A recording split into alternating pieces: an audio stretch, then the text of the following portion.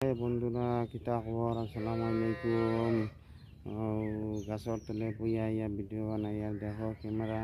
মোবাইলটা অত বালা না তোমার ফোটিন এটার লাগে আর অত ধনী মানুষ না আপনার ইন্টারভিউ শার্টকু পিন্ধিয়া মানে আইয়া ভিডিও বানাইয়া এটার লাগে ফেসবুক মানে টুইটার নয় এটার লাগে অতিন আল্লাহ তো আগ বাড়িবা আগ